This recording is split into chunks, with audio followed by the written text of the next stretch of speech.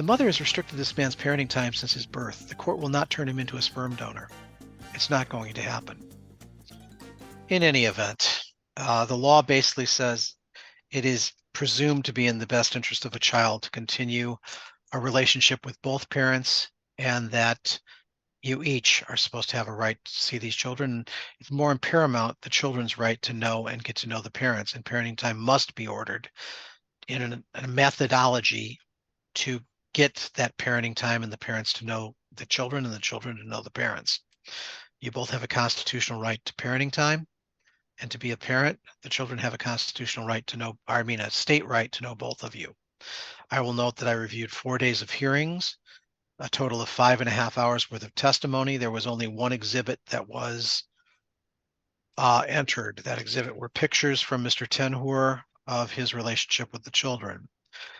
The witnesses were carried a preschool teacher, Brittany Churchill, the plaintiff, her mother, I believe it's Robin, now that I can't read my own handwriting, Anthony Tenhur, and Julie Van Zee, who was the parenting time coordinator. This matter was reviewed in 2022 for a change of parenting time and sent to the front of the court. The front of the court subsequently entered a recommendation on February 6th of 2023, which was timely objected to by plaintiff Brittany Churchill.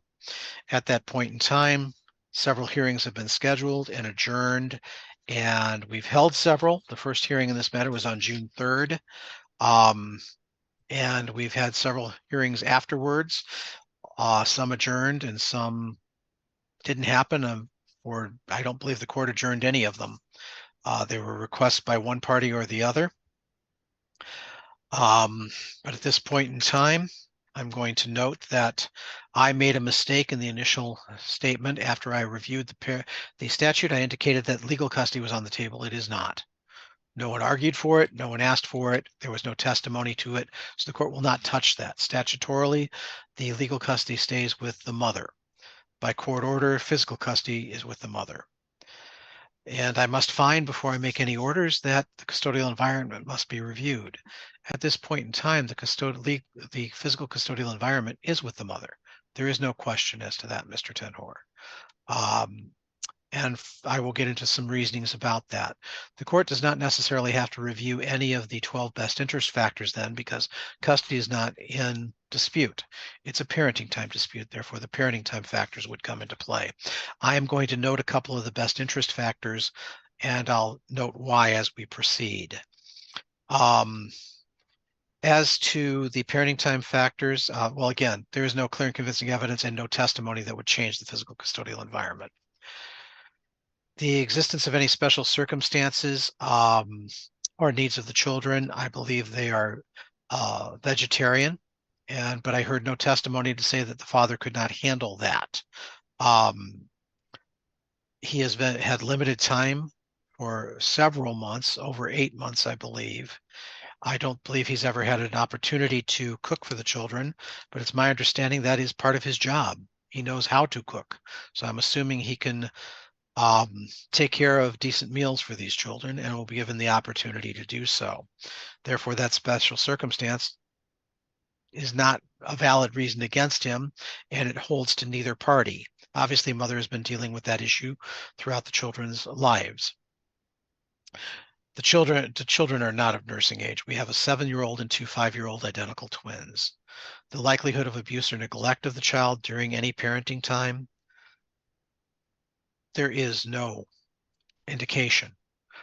Mom had some concerns that the defendant had a DUI, and that was 12 years prior, or 12 years ago, long prior to her having children with this man. She didn't have just one child with him, she has 3. So for her to complain that that is an issue from the past, her testimony as to his other issues that might be more current, no evidence was submitted other than mom's perceptions of that. Dad denied it during testimony, and it was indicative that I don't have any letters from the employer. I don't have anything stating that this is what happens. And since they have such a stretched relationship, it's hard for me to believe that mom knows so much of dad's life other than her own perceptions of what goes on in his life. So I don't find that there is any likelihood of abuse or neglect by the father in this matter, since we are going on parenting time with the father, not really anything with the mother. I will note that any parenting time standard that is ordered by the court does not affect the custodial environment of the children. Um, but there were no CPS investigations or anything that was presented to the court that have any viability.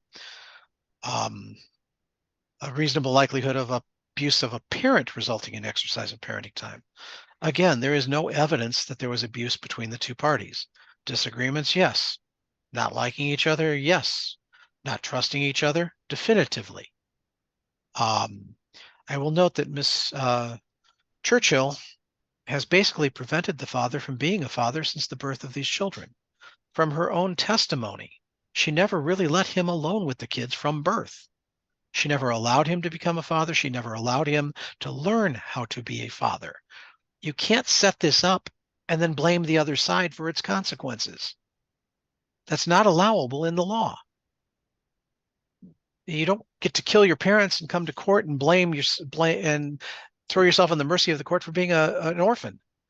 Um, you can't set him up to say, you're not seeing the kids, I'm not trusting you with the kids, I'm not leaving you with the kids, and then complain that he's not involved in the kids.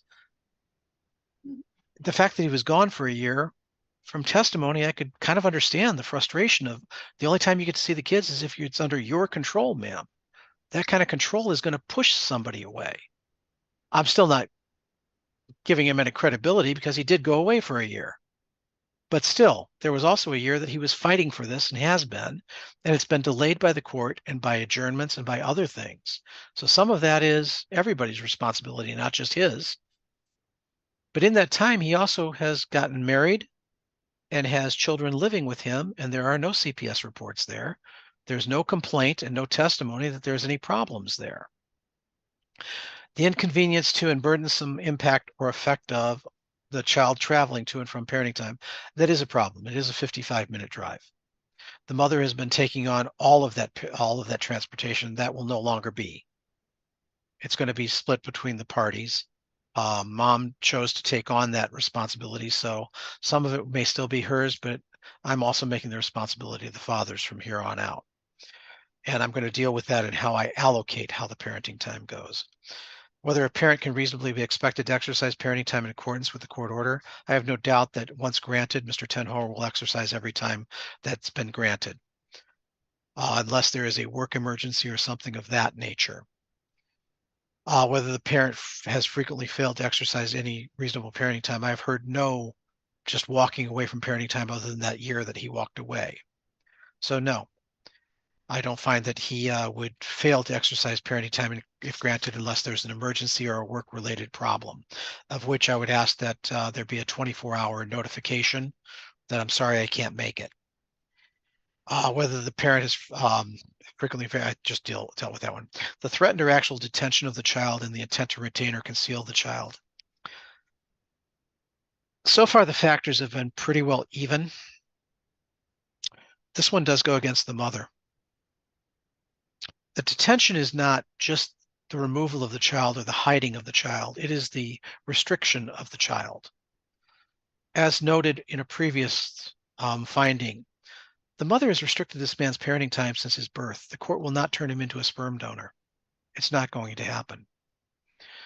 Continuing his continued supervised parenting time would be an invalidation of laws of the state of Michigan.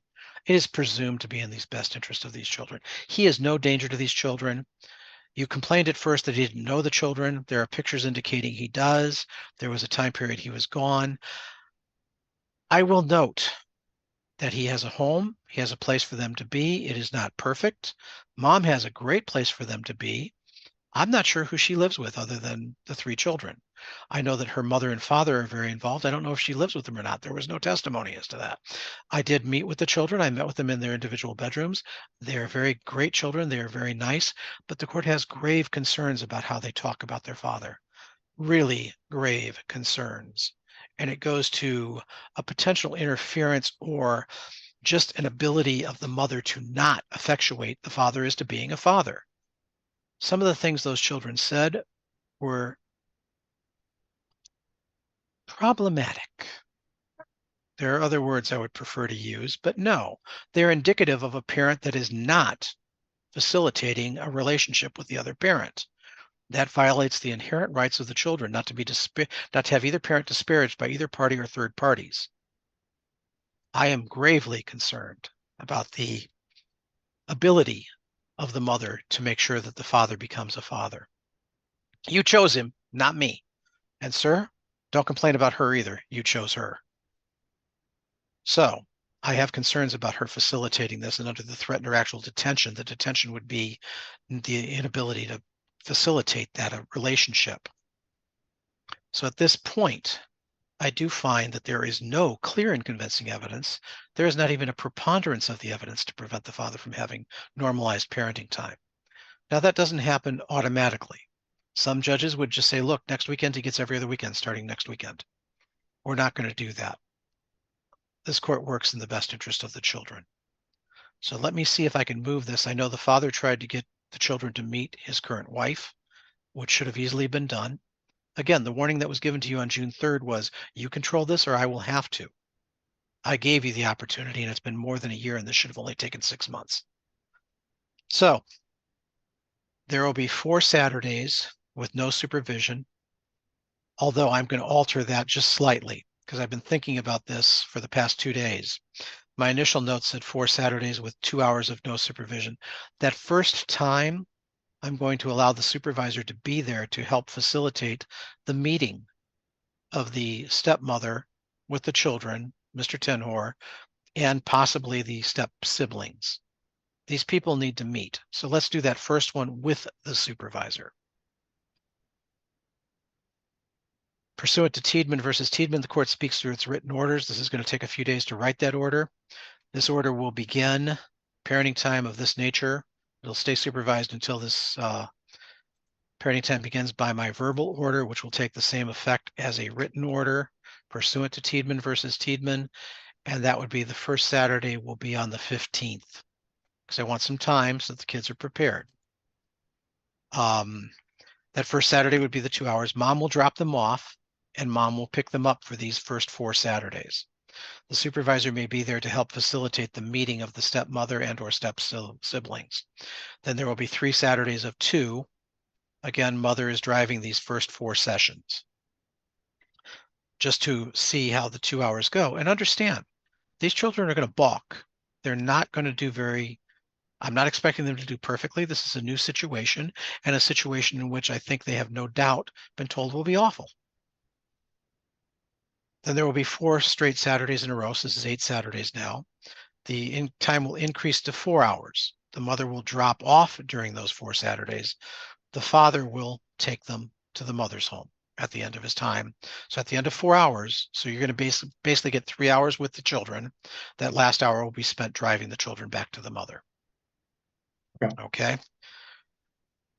And that will be for 4 hours. If I have to, if the parties don't agree, that will be 12 to 4.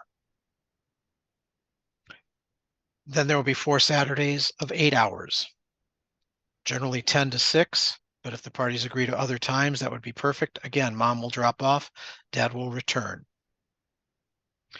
After that first Saturday of 8 hours starts, and here's where the testimony contradicted. I note in the plaintiff's trial brief, she offered Thursdays, but testimony indicates that the children have dance on Thursdays till 6:30. She did testify herself. Her own testimony said that the Tuesdays were reserved for AJ, which I'm assuming is Mr. Tenhor, since those are his initials. So he will have Tuesdays at 5 where mom will drop them off, and he will have them back to her by 7:30. Sorry, it's only an hour and a half, but unless you move closer and the kids have a bedtime, I'm stretching it a little bit because their bedtime's at 7:30. So I'm taking that into account, but at the same time, I'm trying to give some time here during the week because I don't want parents going over 2 weeks without seeing the kids. After those 4 weeks are over and the Tuesdays begin, the Tuesdays will stay a constant. After those 4 weeks are over, you'll start every other Saturday for 10 hours and and that's next Sunday for 10 hours. What we're trying to set them up for is the every other weekend, because that's where this is going. And that'll occur for 4 times, so that'll take 8 weeks to get over. All right, so that's 10 hours. Then it'll be, after those 4 weeks are taken care of, then it will be the 5th weekend after that will be Saturday at 10 until Sunday at 7 p.m. That'll be the first set of overnights. That will go for 4 times. So it'll be 8 weeks. Then, after those 4 times are done, it'll be every other weekend from Friday at 6 until Sunday at 7. Again, mother will drop off to the father's house. Dad will return the children to her house at the end of his parenting time. At that point in time, so this should be about Thanksgiving. Since the father has never had a holiday, we're going to start with, well, Thanksgiving to the father. I will send you, Mr. Crow, I think your office has my holiday time schedule. I will email it to you in a Word format. That way you can just incorporate it and it will line up. Now, spring break, one way or the other, I'm going to have to adjust this. So we're going to have to work on, because it's supposed to be every other holiday. Spring break for 2025 will be with mother. The summer of 2025, Dad will have 3 full weeks, his weekend plus 5 days with the children for vacations. Mom will also have 3 full weeks. Dad is to send Mom his 3 chosen weeks by April 1st. That way, if there's a disparity or a discrepancy, somebody may file a motion to confirm or deny that. Mom also gets to then choose her 3 weeks. Normally, preference will be given to the father in odd years of the 3 weeks. Preference will be given to the mother for her 3 weeks during the even years. Because sometimes things occur and people plan things out a year in advance. I am not dealing with child support. There was no testimony as to that. I believe Mr. Crow started down that road, but child support was not in contest here. And since I'm only granting approximately 70 or so overnights, parenting time does not affect child support in any event. Child support can be reviewed if there's a change of income for either party or after 3 years. Since this order was entered into, I believe, in 2022, it may be reviewed early in 2025 again. That takes care of parenting time, the issues before the court. Mr. Crow, any questions? I don't have any questions regarding the court's decision, Judge. Thank you. No problem. All righty. And we'll try and get through that on a thumb drive if possible for you to review. That way you may type up the order. Mr. Tenhor, any questions? Is Father's Day and Christmas and all that, that'll be in the That will be part FSD. of the holiday time. That probably won't start just yet because we're starting the parenting time slowly over time. Okay. All right, that's for the benefit of the children, not for you. Like I said, there are some judges that throw the kids straight into every other weekend and start all that. I don't want to traumatize the children that much. I think there's more they need to get used to. Yep, I I understand. think once they get used to you and get acclimated to your environment, they will be fine.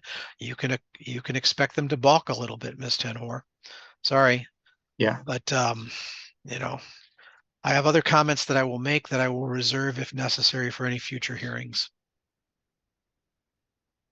I don't have So any. I'm trying to make sure that I keep the parties on an even keel and that we move this along in accordance with the law. Like I said, the law has stated, and I told you this in the first place, parenting time is presumed.